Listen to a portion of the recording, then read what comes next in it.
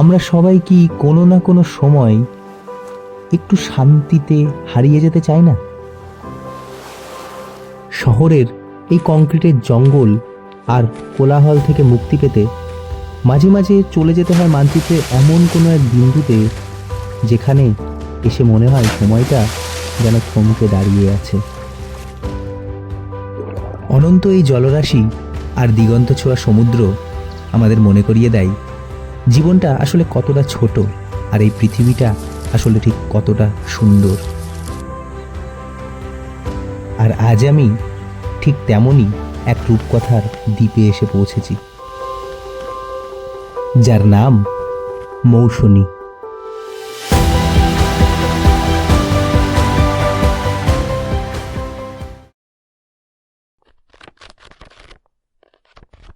এই নির্জন দ্বীপে বসেই শুরু করতে চলেছি এক নতুন পর্ব। কি ভাবছেন শুরুটা? সেটা জানতে গেলে আমাদেরকে একটুখানি ফ্ল্যাশব্যাকে ফিরতে হবে। চলুন তাহলে বরং শুরু থেকেই শুরুটা করা যাক।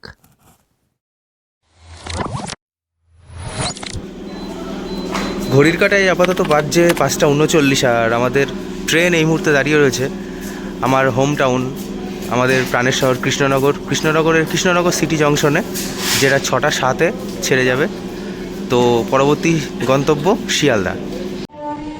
কৃষ্ণনগর স্টেশন ছাড়তেই কানে এলো ফেরিওয়ালাদের সেই পরিচিত হাঁকডাক। ট্রেনের একঘেয়ে আওয়াজটা মনের ভেতর যেন বারবার একটাই কথা বলছিল, চলো বিক্রম, নতুন গল্পের খোঁজে যাওয়া যাক। ওই দেখুন, তা আমি তোমার পরিচয়টাই এখনো দিইনি। নমস্কার, আমি বিক্রম বৈদ্য, যাযাবর বলতে পারেন, যার কাজ এমনই নতুন নতুন গল্প খোঁজার জন্য ছুটে চলা। তো ঘড়ির কাঁটায় এই মুহূর্তে 9:01, আর আমি এই মুহূর্তে আছি শিয়ালদা সাউথ ডিভিশনের 21 নম্বর প্ল্যাটফর্মে। আর এই যে নামখানা লোকাল দাঁড়িয়ে রয়েছে, তো পরবর্তী গন্তব্য নামখানা।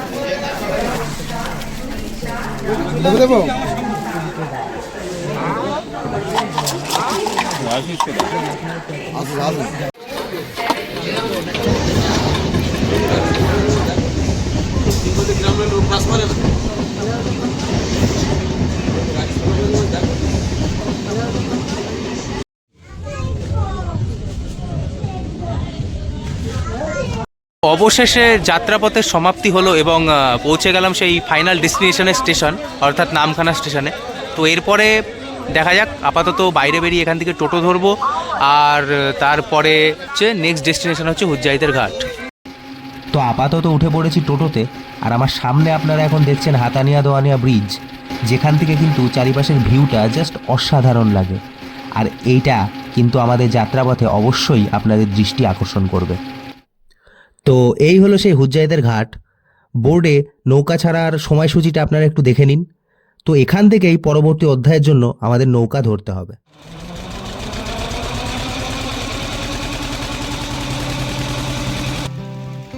নদীপথে এই ঢেউয়ের তালে চলাটাই যাযাবর জীবনের আসল ছন্দ, আর সঙ্গে রয়েছে এক অজানার নেশা। মাঝ নদীর নির্জনতা আর এই ঢেউয়ের গর্জন, হয়তো এইগুলো পাওয়ার জন্যই বারবার ঘর ছাড়া। ফাইনালি চলে এসেছি এই যে আজকে আমাদের বাস করার ঠিকানা। এই হচ্ছে আপাতত ক্যাম্পের ভিউ, এত সুন্দর ভিউ। আর এখানে আমাদের ওয়েলকাম ড্রিঙ্ক দিয়ে গেল এখন এই মাজা। আর এরপরে আপাতত আমরা লাঞ্চ করতে যাব। সারাদিন জার্নি করে যাওয়ার পর এত খিদে পেয়েছিল যে ঠিকঠাক ভিডিও করতেই ভুলে গেছিলাম। আর খাবারের আইটেমগুলোর মধ্যে শোস্টপার ছিল এই পমফ্রেট মাছটা, যেটা আমার খুব ফেভারিট, আর গলদা চিংড়িটা। বিশ্বাস করুন, খুব তৃপ্ত হয়েছি, কারণ প্রত্যেকটা রান্না ছিল পুরো ঘরোয়া স্বাদের। দিনের শেষে সূর্য যখন সমুদ্রের বুকে আশ্রয় খোঁজে, তখন মনে হয় জীবনের এই সব দৌড়ঝাঁপ যেন এই এক চিমটি শান্তির জন্যই। ঘর আমাদের ঠিকানা দেয়, কিন্তু এই খোলা আকাশ আমাদের দেয় বেঁচে থাকার মানে।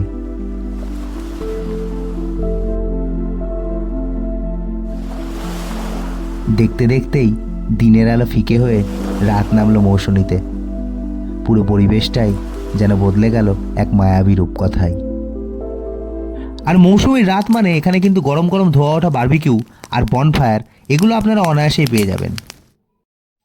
আগুনের পাশে বসে থাকতে থাকতেই দিয়ে দিল গরম গরম এইরকম মুচমুচে ভেজ পকোড়া, যেটা নিয়ে সোজা চলে এলাম ভিউ পয়েন্টে। সত্যি বলছি, এরকম মায়াবী পরিবেশে ক্যাম্পের তরফ থেকে যে আতিথেয়তা পাচ্ছি, সত্যি এটা ভোলার নয়। আর তারপরে তো এখনও ডিনারটাও বাকি রয়েছে। চলুন ওটাও বরং আপনাদের দেখিয়েই দিই যে ডিনারে কী কী রয়েছে। তো চলে এসেছি ডিনার টেবিলে, আর এই দেখুন কী কী রয়েছে। রুটি, আলু ভাজা আর 3 পিস গরম গরম শোস্টপার মাটন আর একটা আলু। আর এখানে কিন্তু রুটির জায়গায় ভাতের অপশন আপনারা পেয়ে যাবেন, মাটনের জায়গায় চিকেনের অপশনও পেয়ে যাবেন। তো চলুন কথা না বাড়িয়ে চুপচাপ আগে খেয়ে নিই। এই চাঁদনি রাত আর সমুদ্রের একঘেয়ে গর্জন অদ্ভুত এক মায়ায় জড়িয়ে রাখে সব কিছু। মনে হয় রোজকার এই যান্ত্রিকতা ছেড়ে এমন কোনো নির্জনতাতেই হারিয়ে যায় বারবার। আজকের মতো তবে আমাদের এই গল্পটা এখানেই সমাপ্ত থাক। অসমাপ্ত গল্পটা নিয়ে আবার ফিরবো আগামীকাল। সাথে থাকবেন সবাই। গুড মর্নিং সকলকে। তো এই মুহূর্তে জাস্ট ঘুমটা ভাঙলো, টেন্টের মধ্যে আপাতত রয়েছি, কিন্তু দাঁড়ান আপনাদেরকে একটা জিনিস দেখাই। টেন্টের বাইরের দৃশ্যটা জাস্ট একবার দেখুন আপনারা।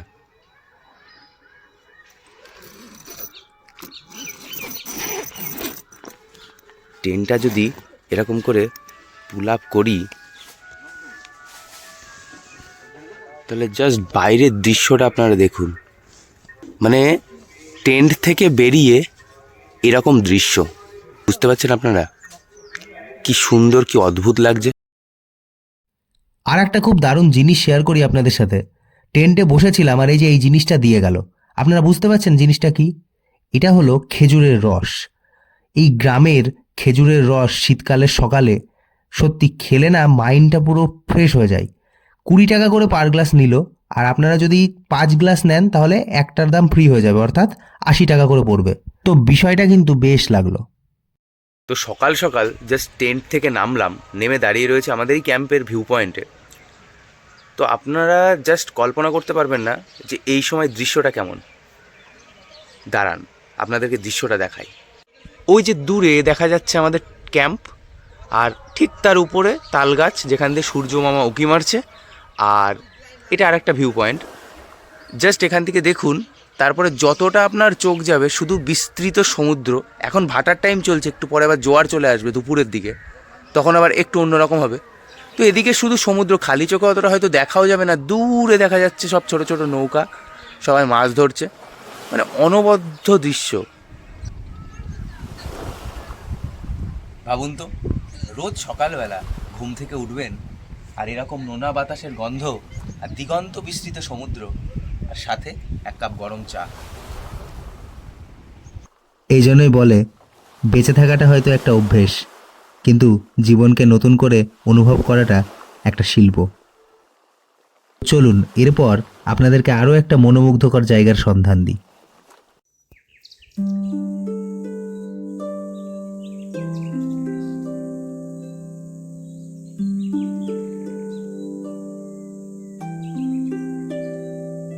ক্যাম্প থেকে বেরিয়ে এই মেঠো পথ ধরে কিছুটা গেলেই আপনারা পৌঁছে যাবেন এক সম্পূর্ণ নতুন ঠিকানায়।